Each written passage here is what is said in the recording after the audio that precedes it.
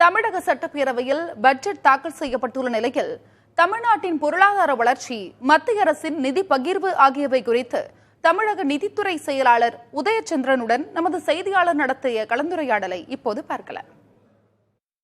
12வது நிதி ஆணையத்தில் மத்திய அரசு நமக்கு கொடுக்கக்கூடிய நிதி பகிர்வு 5% இருக்கு. 15வது நிதி ஆணையத்தில் அது 4% குறைஞ்சிருக்குன்னு சொல்லியிருக்கீங்க. எப்படி சார் அது கிராஜுவலா குறைஞ்சிருக்கு? இனிமேல் கிடைக்கிறதுக்கான வாய்ப்புகளுக்கு நீங்க என்ன முயற்சி எடுத்திருக்கீங்க?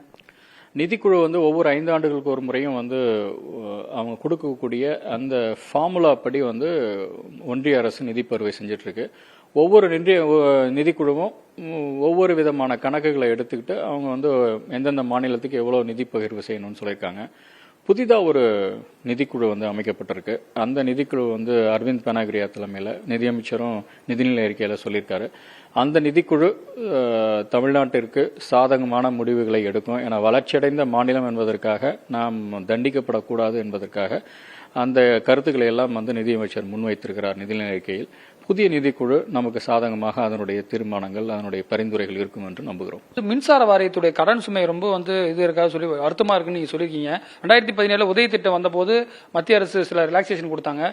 இந்த மாதிரி ஏன் சார் இபி இவ்வளவு பிரச்சனையா காரணம் என்ன சார்? தொடர்ச்சியான திட்டங்களுக்கு வாங்கிய கடன் ஆகியவை அதற்கு காரணமா இருக்கலாம்.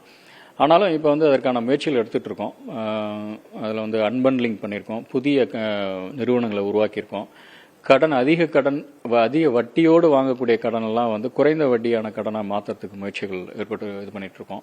ஸோ நிறைய சீர்திருத்தங்கள் அங்கே செய்ய ஆரம்பிச்சிருக்கோம். அதனுடைய பலன் வர்றதுக்கு ஓரிரு ஆண்டு ஆகும். மெட்ரோ ரயில் பற்றி நம்ம சொல்லணும். ஏன்னா பெரிய ப்ராஜெக்ட் பண்றீங்க. கிட்டத்தட்ட ஏற்கனவே ஃபர்ஸ்ட் பேஸ் முடிஞ்சிருச்சு. செகண்ட் பேஸ் பெரிய இன்வெஸ்ட்மெண்ட் பண்றீங்க. இதுக்கு எவ்வளவு சார் ஒதுக்கிறீங்க? மத்திய அரசு கான்ட்ரிபியூஷன் இருக்கா சார்? மற்ற ஸ்டேட்டுக்கு கொடுக்குறாங்களா சார்? அதை பொறுத்த வரைக்கும் இந்த நடப்பு நிதியாண்டில் 9,000 கோடி நம்ம ஒதுக்கியிருக்கோம். அடுத்த வருஷம் 12,000 கோடி நம்ம ஒதுக்க வேண்டியிருக்கோம். இது குறித்து ஒன்றிய அரசினுடைய பங்களிப்பும் பன்னாட்டு நிறுவனங்களுடைய கடன் உதவியும் தேவைன்னு சொல்லி மாண்புமிகு முதல்வர் அவர்கள் ஒன்றிய அரசுக்கு எழுதியிருக்காங்க. விரைவில் கிடைக்கும் நம்புறோம்.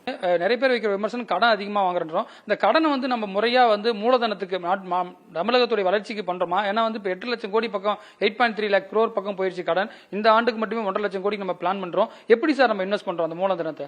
நம்மளுடைய பொருளாதாரம் நிறைய வளர்ந்து வர காலகட்டத்தில் நம்மளால கடன் வாங்கும் சக்தி நமக்கு இருக்கா அப்படின்னா இருக்கு அப்படின்னு தான் நம்ம சொல்லணும். வாங்கிட்டு அதை நம்ம எதுக்கு பயன்படுத்துறோம், அதில் மூலதன செலவுக்கு பயன்படுத்துறோம் அப்படின்னா அடுத்த வருஷம் கிட்டத்தட்ட 50,000 கோடி ரூபாய் அளவுக்கு நம்ம மூலதன செலவை செய்வோம். ஸோ வாங்குற கடனை நம்ம பொறுப்பாக அதை கட்டமைப்புக்காக நம்ம செலவு செஞ்சோம் அப்படின்னா அதனால பொருளாதார வளர்ச்சி வரும். அது நாம் நம்புறோம்.